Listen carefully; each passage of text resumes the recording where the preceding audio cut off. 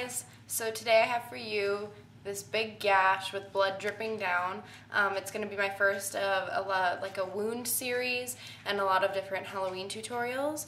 So I just wanted to make like a really realistic looking sort of like wound that could have been from like peeling off the skin of a burn or being cut by a knife or something like that, that you guys could use for your Halloween costumes or whatever else. And it's super easy, so let's get started. Bye!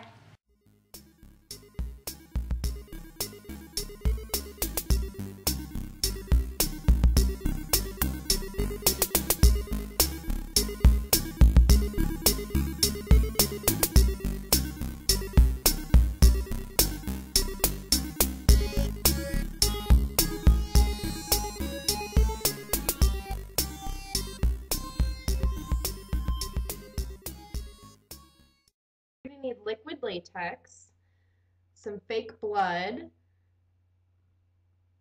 a flat foundation brush. This is just an e.l.f. one that I don't care about ruining.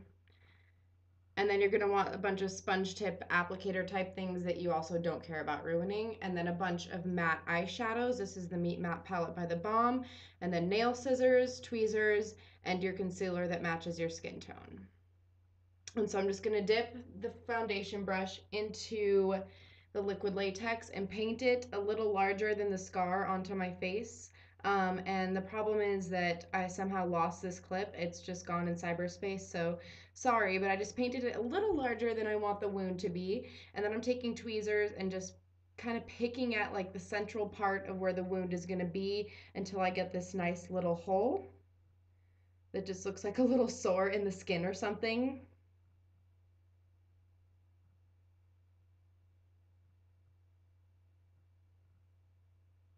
And then I'm going to slowly start cutting into the hole and elongating it using the nail scissors. And I just carefully tuck it under the latex, being careful not to hurt myself. And then I just cut under, and sometimes it breaks and then you can just cut like the little strands that happen. But I'm just going to cut up and just make it as like large and long as I want to. And I'm gonna try to like cut kind of like a more triangular slit on the top so that it looks like a slash mark. And then I'm just doing the same thing going down, which is a lot harder for some reason. And you're gonna want your nail scissors to be pretty sharp. I've had these forever, so they're not very sharp. So it was a little bit more of a challenge.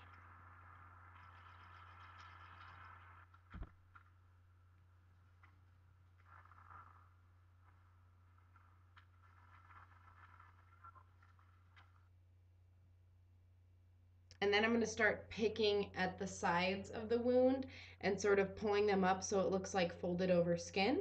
And then I'm going to take Matte Ramirez, which is just a dark matte brown on one of the sponge tip applicators. And I'm just going to start shading right under where I pulled up the skin to make it folded over skin. And the trick is to kind of just take a tiny bit of product and then push it underneath that folded over skin type look, and just very carefully shade it. And the nice thing is it will come through under the latex that you can actually see from above, and it's just going to look like this perfect shaded sort of outline. And then I'm going to fill it in with some concealer. This is just the Maybelline Fitme concealer. And then I'm going to take any sponge tip applicator. This happens to have red on it, which doesn't matter. And I'm just going to blend out that concealer inside the wound a little bit. And then I'm taking a matte red eyeshadow from the NYX Sex Bomb palette. And I'm just starting to pat that in using one of the sponge tips. And this step doesn't matter that much. We're just kind of filling in all the skin colored areas inside the wound because we want it to be super bloody and gross in there. And then I'm starting to take the fake blood on the same sponge tip applicator because it doesn't really matter to me. And I'm sort of just starting to blotch it in there, also kind of messily. It doesn't matter if it looks fake because we're going to fix that later. But we're just going to put in a nice layer of blood and then let it dry.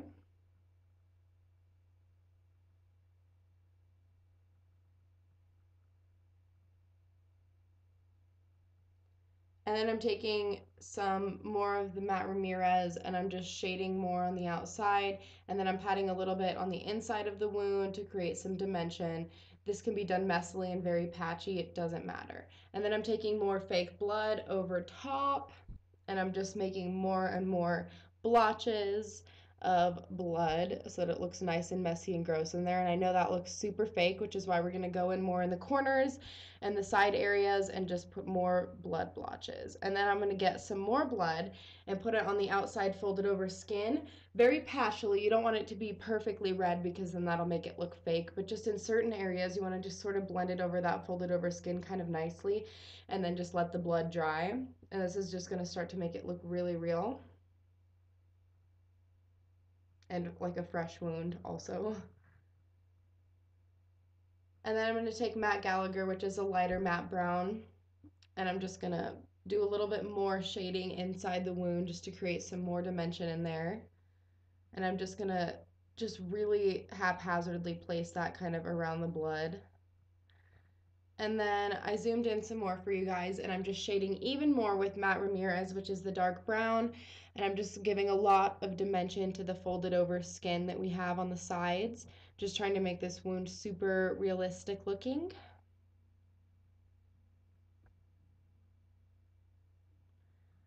And then I'm going to go in with more blood and fill in some areas that look kind of fake because of how blotchy it is. And we still want it to look blotchy, but not that much. And then it's going to dry a little bit darker brown, so it'll look even more real.